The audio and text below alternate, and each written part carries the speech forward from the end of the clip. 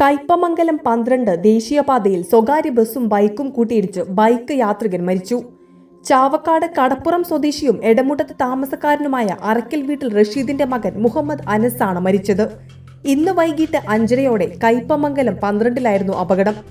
ഗുരുവായൂരിൽ നിന്നും എറണാകുളത്തേക്ക് പോയിരുന്ന വലിയ പറമ്പിൽ ബസും എതിരെ വന്ന ബൈക്കുമാണ് കൂട്ടിയിടിച്ചത്. ബസ് ബൈക്കിലിടിച്ച ശേഷം ഡിവൈഡറിലിടിച്ചാണ് നിന്നത്.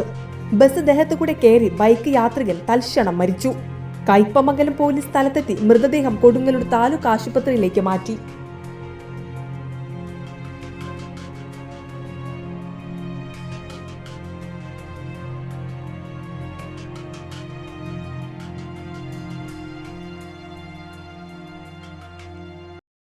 മുഗൾ ജ്വല്ലറി.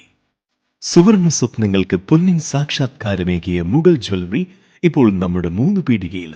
ലൈറ്റ് വെയ്റ്റ് ആഭരണങ്ങളുടെ ഏറ്റവും മികച്ച കളക്ഷനുമായി ട്വിങ്കിൾ ഫാസ്റ്റ്.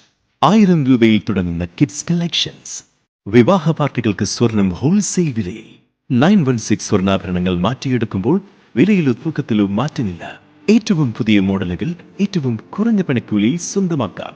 10 പവനിൽ തുടങ്ങുന്ന എക്സ്ക്ലൂസീവ് വെഡിംഗ് സെറ്റുകൾ. Trendy and traditional variety collections. പൊന്നിൽ തീർത്ത 3 പതിറ്റാണ്ടിന്റെ ആത്മബന്ധം.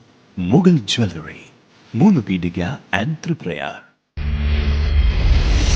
You're watching True Line News.